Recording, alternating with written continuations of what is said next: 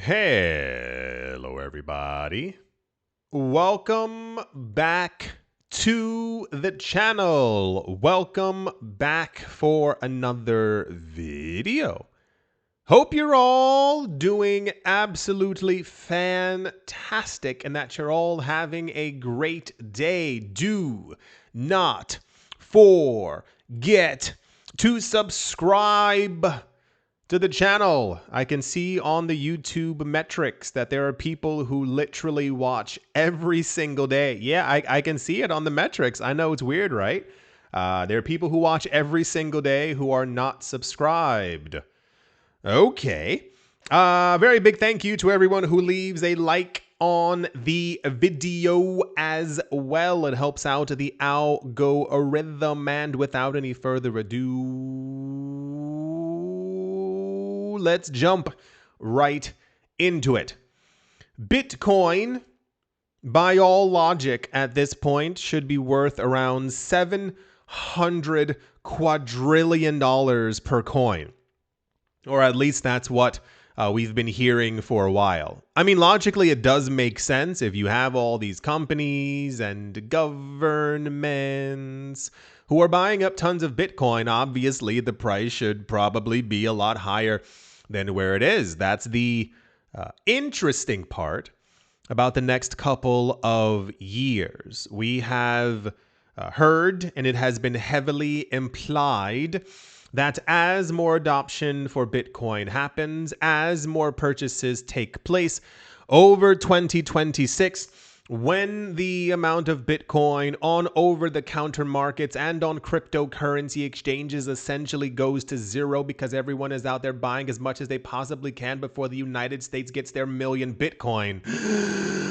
This would then, of course, equate to a very high price for Bitcoin. We have had, and I mean this is just complete logic at this point, we've had a lot of news about de-dollarization, people moving away from fiat currencies, choosing not to invest in the United States dollar, and moving their money into crypto. That's also having a profound effect on prices and also future potential movements as people decide that they no longer want to invest in certain economies and want to invest in, and I say this in the nicest way possible, in less volatile assets. We had a couple news stories the last few weeks about investors putting their money into crypto and buying up Bitcoin because it was a safe haven and less volatile. And I was like, Bitcoin? That Bitcoin is less volatile than other things.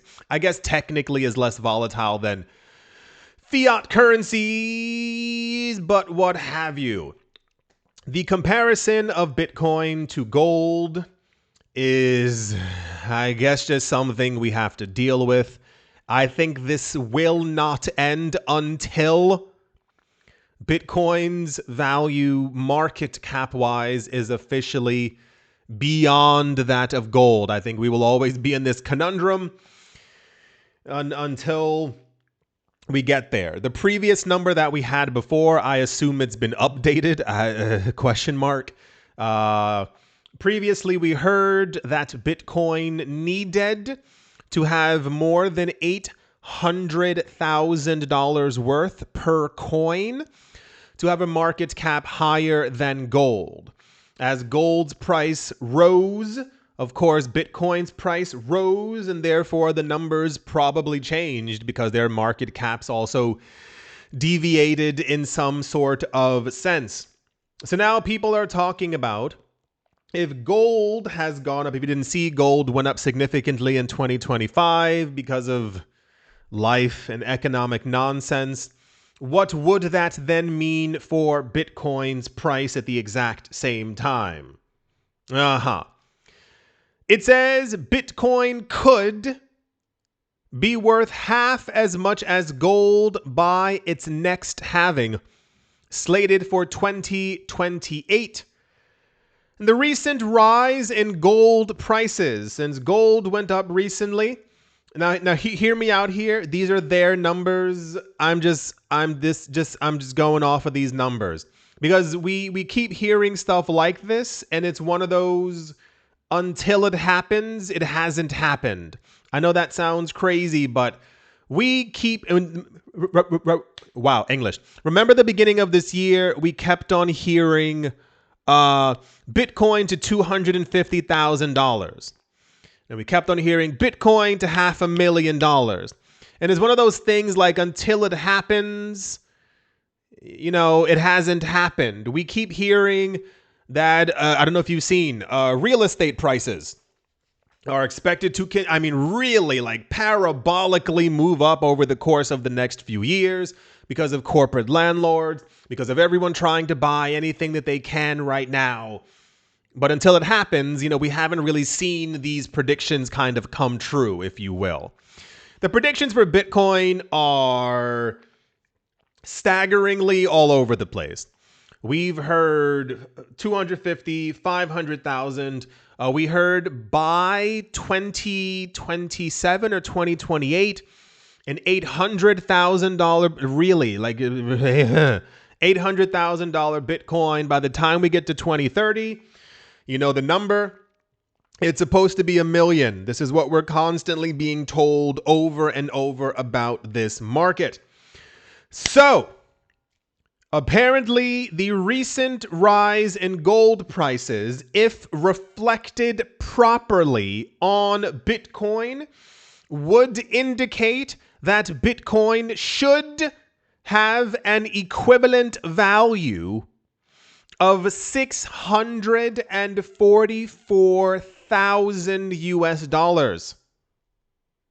Yeah, they said, and I quote, "We've been saying Bitcoin should reach half of gold's market cap after the next halving." This was said by Matthew Sigel, Sigel, head of digital asset research at Van Eck, in a post on the Twits. For those of you who don't know, Van Eck is what you must know. Van Eck is one of like the big investor dealy companies that, you know, the people used to. I mean, BlackRock is BlackRock, but it was always like Van Eck, BlackRock, Fidelity, Beyonce. Like they were all in the same kind of name phrase at the same time. After gold went over $4,000, this is when this, you know, they began to like look into the numbers and go, okay, if gold is going up, because there are now predictions for gold next year, if you missed it, that gold's price might also go to a good $7,000, $8,000. We'll see when we get there, but it's because we are expecting that next year the levels of inflation that we've seen in 2025 have been terrible, like really, really bad. And it's expected to get even worse as we see interest rates dramatically drop. The expectation, once again, if you haven't been looking, haven't seen it, haven't been here, is expected to go from 7 or 6% down to 1%. Where this is, look it up. I'm telling you. Apparently, Trump next year wants a 1% interest rate. And that will cause asset prices to skyrocket, but the money printing will be out of control, and it's going to completely change everything. Like, actually completely everything for these kinds of assets. Crypto analysts have long compared Bitcoin and gold, but the latter has outperformed Bitcoin so far this year, rising 50% amid increasing uncertainty over life, literally over everything that's been going on, a weakening US dollar, and sporadic US tariffs. Sigil said that younger investors, and we're hearing this a lot more as well, I don't know if it's just a reiteration or if or this is supposed to be brand new news to us. We keep hearing young investors in crypto. Who's buying crypto? It's younger investors. We had something a couple of weeks ago. The numbers are apparently between the ages of early 20s to late 30s. These are apparently the people who are buying up the hugest amounts of crypto. There was another study that was done talking about the long-term effects of this. If people who are young getting into crypto right now end up moving into the 40s and into the 50s and into the 60s, into their 70s, the wealth that they will create will then be staggering, and they'll be the new upper echelon of wealth. And therefore, this is why we keep getting like these companies are targeting younger people to get it, or who are in the market, because they will be the new wealthy. That's the general idea. Sigil said that younger investors turn to Bitcoin as a store of value, the main use case for which traditional investors would typically turn to gold. There is like a generational gap in some sort of way. Of course, it's not, a 100% solid theory, but other generations tend to go to what they were told was stable, what they told was, was money. Gold and silver, same exact thing with real estate. We're also seeing a shift away from younger people from real estate better into crypto. They prefer that kind of a thing for their lifestyle. He said roughly half of gold's value reflects its use as a store of value rather than industrial or jewelry demand. And surveys show younger consumers in emerging markets increasingly prefer Bitcoin for that role.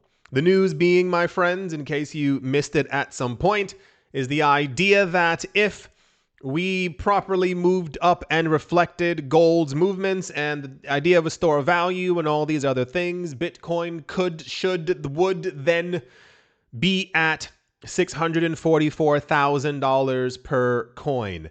I will tell you in the most honest way possible, I am quite interested to see what the heck is going to happen in this market next year. It currently, at the moment, for me, does not seem believable that we would see a massive, destructive 95% crash in the market just because there's so much extra money in the space waiting for prices to dip so that they can end up buying more. But it is going to probably change the investment strategy of nearly everyone in finance. If we get to March or April 2026 and Bitcoin's price is still moving up by 0.5%, 1.2% every single other day, everyone's going to lose it and throw money at this market. We're not that far off. I know time is, always moving forward, but all these people keep talking about the cycle's over. The market's going to keep moving up and gold is going to do this. There's a flight to safe haven assets. Bitcoin is less volatile okay. I'm ready. I'm sure many of you are as well. It would be nice to see, but holding expectations for the memento. That's the gold go up, Bitcoin go up, money go up, or money go down, fiat currencies collapsing news. And yeah, let's move on. Also wow, that's cool, I guess. Coinbase is on a journey at the moment, and they are trying to integrate themselves into just about everything. Coinbase is apparently trying to create an app where you can have all of your data tracked, every message you send, all the money you send to people, all of it tracked by Coinbase and the government. And it's supposed to be really cool. The last few months, I think because the money has favored Coinbase, if you've forgotten, the main custodian for the monies from all the Bitcoin ETFs is Coinbase. So with all this money flowing in their direction, they're just trying to dystopianly expand more. That's the proper way of saying it. Consumer electronics giant Samsung has expanded its partnership with cryptocurrency exchange Coinbase, allowing its Galaxy smartphone users to buy crypto directly through its native Samsung wallet. Wow. In the first phase, about 75 million Galaxy users in the United States will gain access to Coinbase One, a subscription service that offers zero trading fees, higher staking rewards. Oh, that's diabolical. They want you to pay a subscription every month to be able to receive higher staking rewards. That's diabolical because you can stake yourself on your own computer and get higher staking rewards without having to pay. Oh, that's gross. And account protection for lost funds due to unauthorized access. Wow, they said together with Samsung, we're pairing their global scale with Coinbase's trusted platform to deliver the best value for people to access crypto.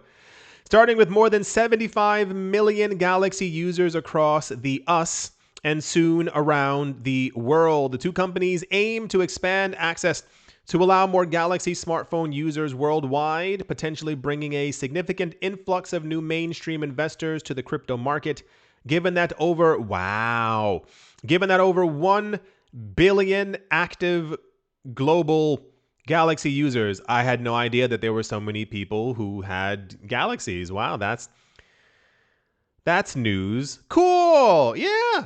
These keep popping up. I mean, it feels like every 10 days, Coinbase is in the news in some form or fashion, announcing what they're trying to do. I know they're a business. It's just Coinbase is like the creepy kid in class who is always getting A's.